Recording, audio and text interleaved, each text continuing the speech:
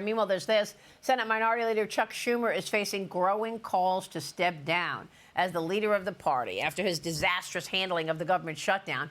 California Democrat Ro Khanna, for one, questioning who can lead the party into the future. Watch this. What is the future of Democratic leadership? Who is going to be effective?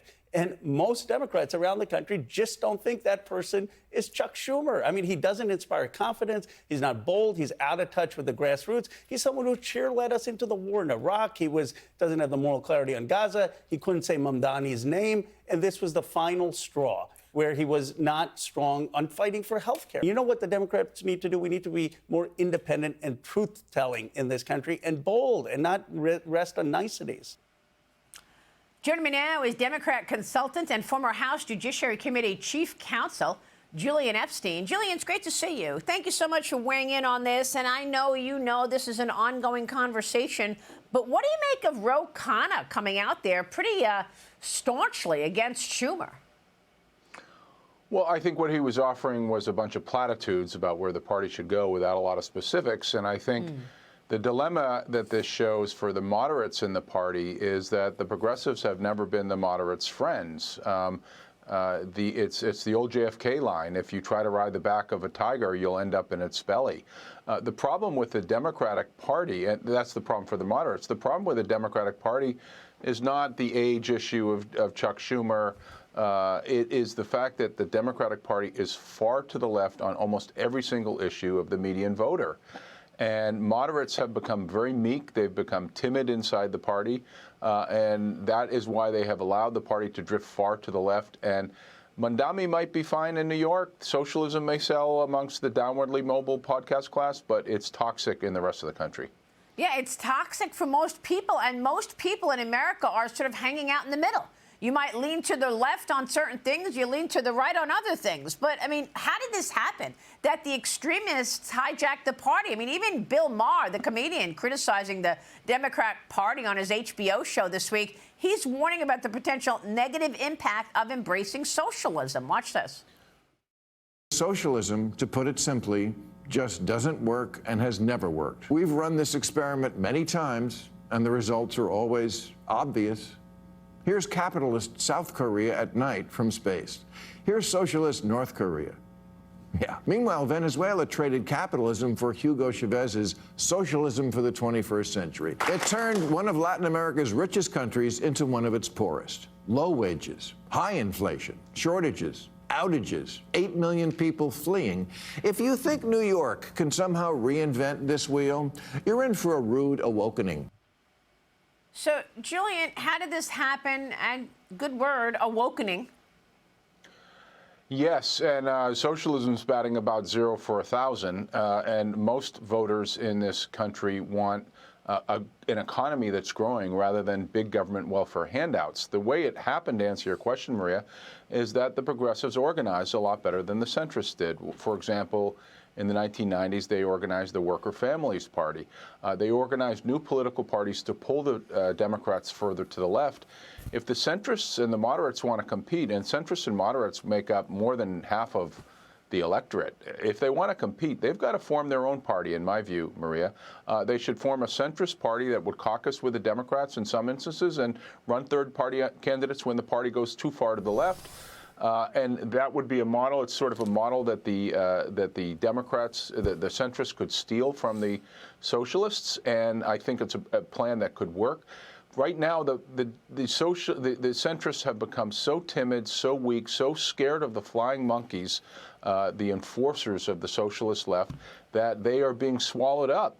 And again, as I say, 43% of voters are independent. A sizable number of voters in addition to that, the centrist Democrats and swing voters, would make up well over 50% of the electorate. It's just that the centrists don't have the spine to really stand up to the left, form their own organization, develop a set of ideas that could compel voters to vote for them. And that's why they're getting swallowed up by a progressive left that is ultimately a very bad brand for the Democratic Party. Well, I also think, because I think that the extremists are the progressives are the loudest ones in the room. And they intimidate, they bully. And that bullying has led the moderates to think, oh, God, I'm going to get primaried. 100%, and that is a phenomenon of the social age, in social media age. In social media, they discovered in 2012, the thing that keeps eyeballs on sites like Facebook is anger. And what the extremes have figured out in the Democratic Party is if you can just say the other side is a villain, if you can just say that Republicans are bad people, if you can call them Nazis, it's the kind of thing that develops anger. It keeps people on social media. It gets eyeballs. It raises money. It makes you celebrities within your own sort of progressive bubble on social media. And that's where the energy goes. It's a social media-driven phenomena. But ultimately, when it comes to Election Day, it's a bad recipe for Democrats because most voters are where they've always been, regardless of social media, which is they're in the political center. 70% of voters are either moderate or conservative in this country. So going to the socialist left, which represents about 6 to 10% of voters, is, again, great if you want to get elected in New York. But if you want to take that show on the road around the country, you're going to get squashed. That's what happened in 2024. And I think if the Democrats don't change, it's exactly what's going to happen again in 2028. You know, I didn't realize that. You're saying 70% of the electorate is either moderate or conservative? 70%? Yes. That is a big number. And, yeah. And it has been that way. It has been that way for years. It's been that way for decades. And the problem for the Democrats now is that Donald Trump is occupying the political center on most issues. If you did a Venn diagram, Maria, of where Bill Clinton was, very popular Bill Clinton, who had 70% approval ratings in the 1990s, and where Donald Trump is today, there is a remarkable overlap. In many cases, in fact, Bill Clinton would be to the right of where Donald Trump is. If you just look at, say, the balanced budget, if you look at trade issues, Bill Clinton is to the right of where Donald Trump is on trade issues with the tariffs. If you look at welfare reform, Bill Clinton wanted 30 hours a week as a requirement for able-bodied welfare recipients. Donald Trump is at 20 hours a week. Bill Clinton wanted to end affirmative action. You could go down the list. You could go down immigration, closed borders. The Democrats were a party of centrism under the Bill Clinton administration in the 1990s. Donald Trump has pretty much occupied that political center right now, leaving the Democrats to go to what? The big welfare state, the cultural revolution that's based on identity, aligning with terrorist ethno-nationalist groups like Hamas.